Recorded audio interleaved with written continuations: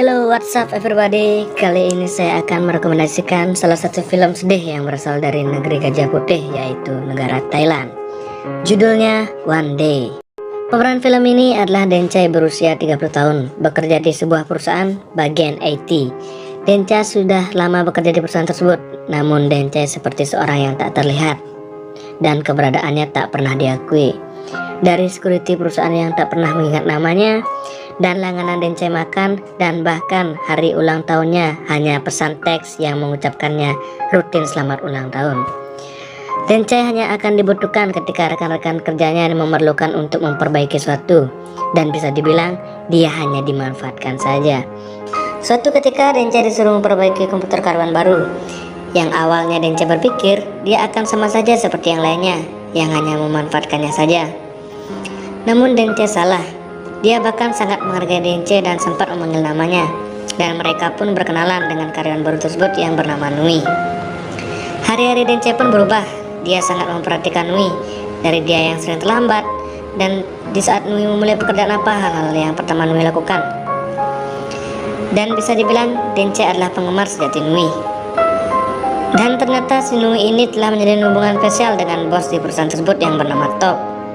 Suatu ketika perusahaan itu sempat bekerja, Dencai dan Nui akan melaksanakan tur ke Hokkaido, Jepang, yang disarankan oleh Top, yaitu bos perusahaan tersebut. Dan katanya ada seseorang yang sangat ingin ke festival salju di Jepang, yang tidak lain adalah si Nui, selingkuhan bos perusahaan tersebut. Tibalah semua rombongan tur dari Thailand ke Jepang merayakan tahun baru, dan Nui sangat begitu bahagia karena ada Top yang selalu ada sampingnya. Dan suatu ketika Top mengajak Nui untuk menikah dan berjanji akan bercerai dengan istrinya dalam waktu yang dekat. Dencai mendengar perkataan Top dan dia berharap agar apa yang dikatakan Top itu benar, karena dia tidak ingin Nui hanya jadi pelampiasan si Top. Dencai pun terus memperhatikan kebersamaan Nui dan Top, sampai pada saat Dencai dan temannya sampai di taman salju, mereka melihat lonceng yang katanya bisa mengabulkan doa-doa tentang percintaan.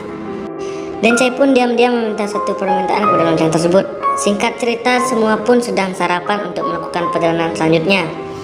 Lalu tak disangka istri Top menyusul Top ke Jepang bersama anaknya dan membuat Nui sedih melihatnya.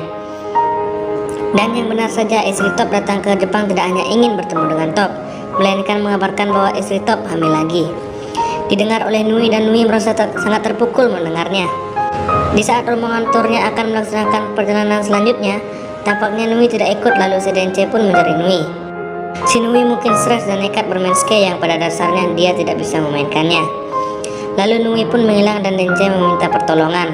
Insting Dencai pun benar. Nui mengalami kecelakaan dan Nui ditemukan dalam keadaan yang tidak sadar dan menjalani perawatan di rumah sakit. Dan disinilah kehidupan Dencai dimulai.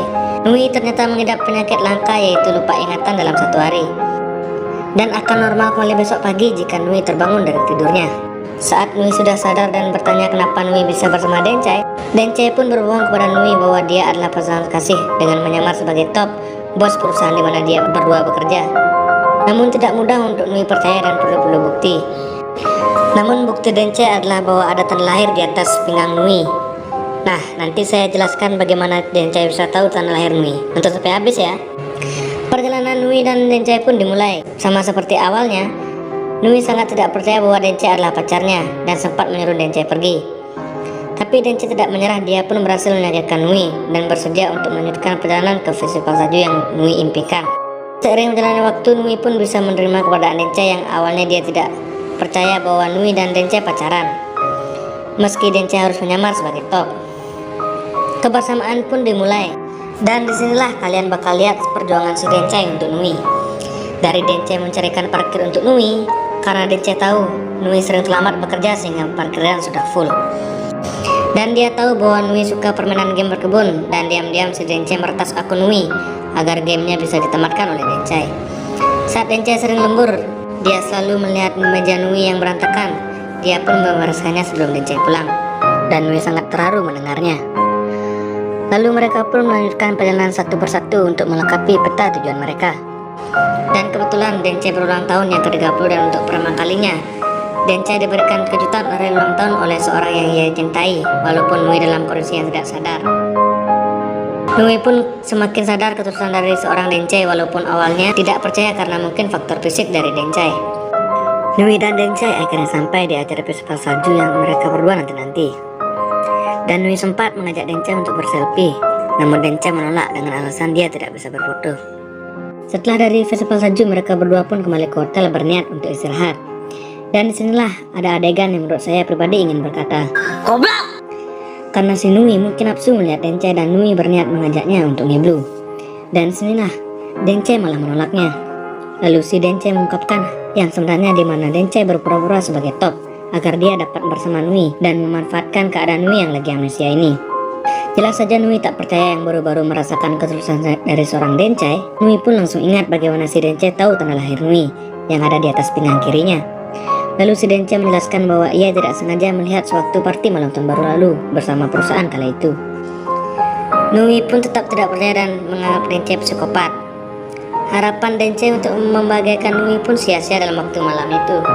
Nui pun memeriksa HP-nya dan benar saja ia menemukan foto dia bersama Top dan membuktikan bahwa omongan Dencai bahwa dia menyamar sebagai Top itu benar. Nui semakin penasaran dan menelpon kontak yang bernama Top di HP-nya, lalu Top menjawabnya dengan tergesa-gesa. Terlebih lagi ada suara anak kecil yang didengar oleh Nui, dan Nui kembali menemui Dencai untuk menanyakan hal-hal yang ingin Nui ketahui tentang Top yang asli. Nui bertanya, apakah aku wanita simpanan? Dencai menjawab yang sejujurnya, bahwa Nui memang simpanannya. Dan Top berjanji untuk menikahkan Nui dan berjanji akan menceraikan istrinya. Lalu terhalang karena istri Top hamil, dan itulah membuat Nui nekat untuk ingin bunuh diri. Nui pun tidak percaya kenapa dia bisa sebodoh itu mencintai suami orang. Di singkat cerita, Nui pun memahami maksud Dencai kenapa berbohong kepadanya dan mereka pun kembali berbaikan. Dan Dencai pun bercerita bahwa dia pernah meminta permohonan kepada Lonceng di waktu lalu untuk bisa memiliki Nui, walaupun hanya 1 hari. Hari itu juga Nui sadar bahwa ada orang yang selalu menunggunya, dan bahkan Nui tidak menyadarinya. Nui meminta tolong pada Dencai untuk mengingatkannya besok pagi bahwa Nui pernah amnesia, dan Dencai pun menolak. Nui pun tidak bodoh.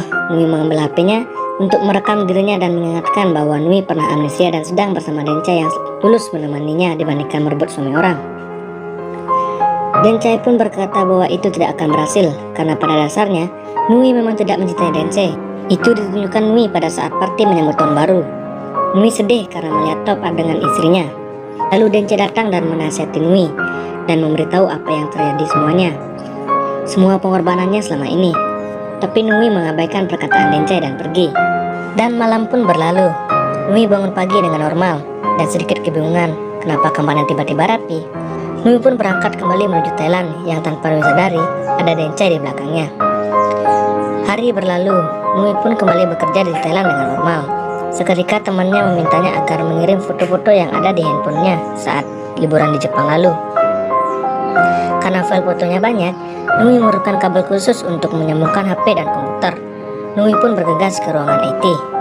Dan teman IT Dencai berkata bahwa mereka sangat sibuk sekarang karena Dencai memutuskan untuk berhenti bekerja karena suatu hal. Nui pun sedikit penasaran mendengarnya. Nui dan temannya sedang asik melihat foto mereka saat berada di Jepang. Dan tanpa Nui sadari, Nui melihat video dia yang berada di festival salju. Lalu temannya berkata, "Loh, bukannya kamu dapat ke sana?" Nui pun bingung dan menjawab, "Aku tidak tahu kapan aku pernah ke sana." Dan di dalam video tersebut, tampaknya video Dencai sedang merekam Nui yang berada di festival salju. Namun wajah Dencai tidak ikut rekam dan masih jadi misteri buat Nui dan temannya. Dengan siapa Nui pergi ke sana?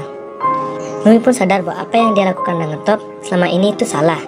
Nah, di sini kalian pasti mikir, gimana video yang dibuat Nui saat di Jepang bersama Dencai? Dan disinilah letak kekesalan dan kesabaran penonton itu diuji. Dan ternyata video tersebut dihapus oleh Dencai saat Nui tertidur. Dan tamat. Disitulah ending video ini berakhir. Dan mungkin pasti banyak yang bertanya kenapa Dencai menghapus videonya. Menurut pendapat saya pribadi, pada saat Nui hilang ingatan, kata hati dan rasa yang dia miliki saat itu tidak sepenuhnya 100% dari sifat aslinya. Bisa jadi itu cuma 30% saja, karena yang Dencai inginkan adalah ketulusan dari seorang wanita itu benar-benar mencintainya 100%. Karena pada saat Nui dalam keadaan normal, Nui malah mengabaikan kata-kata dari Dencai, yang pada saat itu Dencai mengungkapkan perasaannya. Nah, seperti itu segera penjelasan dari saya. Seperti yang saya bilang dari awal, film Thailand memang banyak memberikan ending yang mengejutkan. Dan itu membuat saya suka film Thailand, yang endingnya tidak monoton. Oke semuanya, itu video set box 1 saat ending cerita lengkap dari saya. Terima kasih yang sudah nonton video ini. Saya minta supportnya untuk share, like, komen jika ada yang kurang penjelasan dari saya. Dan yang paling penting subscribe agar bisa saya upload video-video tentang film sedih lainnya yang masih banyak lagi untuk saya ceritakan kepada kalian. Thank you.